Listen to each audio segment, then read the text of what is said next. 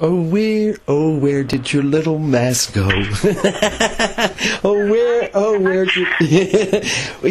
It's gone. Oh my gosh, my doctor, literally, I've never heard somebody sound like so nutty in my life. She called me this morning just like half screaming on the phone. I'm like, what's going on? She's like, I can't explain this to you. I really don't understand this, but I have amazing news for you. I was like, what? Like, Clarence, it's nothing's there. I'm like, I'm sorry, what? She's like, we did the MRI yesterday, as you know, with contrast, and she read the entire report to me, and she said, it makes zero logical or scientific sense, but, gone? Yeah. I said, I'm sorry, what? And she repeated it like 3 times, and then she just said, I'm so happy to give you this news, and I said, do I need to come in? She's like, no, come in for your regular annual exam, unless you don't feel well or something you need to come in for. Rather than that, she said, I'm speechless. I was like, I hung up and I was like, wow. I just cried out of pure, like, what? You deserve it. You deserve it. Thank you. I never in my life has anything like that. Well, of course I was like, bawling and then thanking God profusely and every saint I ever prayed to in the universe and everybody that helped me and prayed for me and there's no to have a Western doctor basically like I don't understand this but it's gone. She said she did the whole thing and they did the whole pelvic area, so you uterus, look into your ovaries, your bladder, like everything. They looked at everything, and there's nothing there. Yeah, this is good. This is good. Yeah, this is, and, I want to tell you why you earned this, okay? There's, in the last several months, last year, there's been there's been maybe 10 or 11 people that have cancer that came to me, and it's like one person, he wasn't eating and he was about to die of starvation from his stomach cancer, and I got him eating again, but it was as far as it could go, and that what is the reason that we're telling you that you've earned it is because what you did was you went in there into your own heart, soul, into your mind, and you eradicated the reason for that cancer to exist. And it's hard to believe that it's possible, but it is. It is. I didn't know that was ever... I didn't know that was possible. Well, I mean, you understand there was a lot of emotionally harming yourself. Yes, I do for so many years. Yeah, and so and so what in this instance, what we were able to do was actually just to dismiss it, send it away, okay? And the reason why is because there was nothing else for you to learn from this. It's in other words, for the illness to continue on, it wouldn't have, you wouldn't have grown from the experience. Do you understand?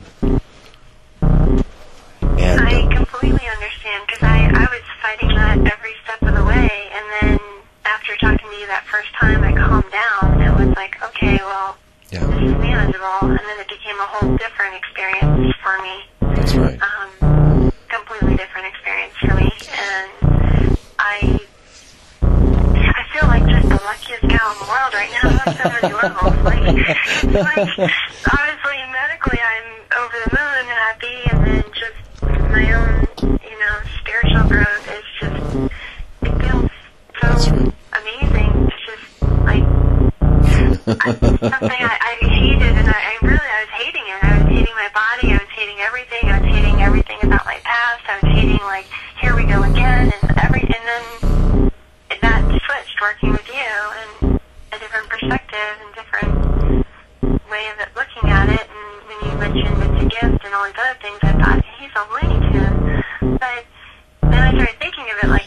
And then when you tied it in other things, it made total sense to me. And then I treated it differently. And I'm just, I don't know how, like what was learned in that time frame is invaluable, and I want to keep growing from that place. And I hope I can. I believe I can. So now we change to another part of the session where there was had been a prior discussion about a way of approaching a being in nature to a discovery of a part of her life, the purpose of life here on Earth at this time.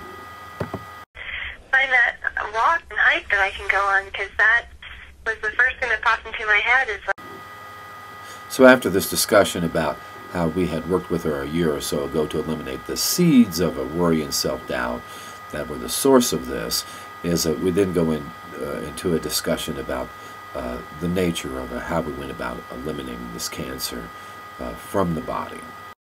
We didn't share with you that, it had started to spread. And when we had you going around and feeling different lumps, what we were doing was, we want to say, you see, there was cancer cells loose in the body. Okay? And what we were doing was not diagnosing, but eliminating those two. And we just didn't want to share that with you until you had your... and we swear the man that is Dale that we work through is like, he absolutely has told us that he refuses to let us frighten people. See, we're very factual. He says, don't scare people, don't mislead them, don't tell them you're going to make the mass disappear. He says, don't do that stuff to me. So we had an agreement with Dale, okay? And so we didn't share with you all the details, and it's that there was cancer cells that were spreading. It's like what happens is, particularly in the lymphatic system. Do you understand?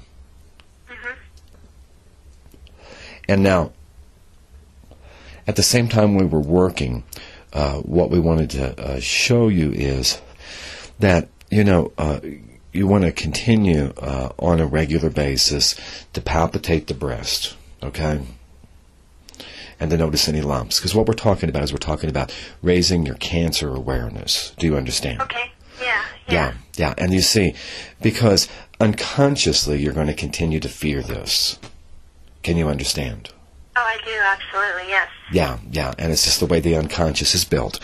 So, at least once a month, palpitate the breast, and that particularly the next several weeks, continue to feel the lumps that you felt.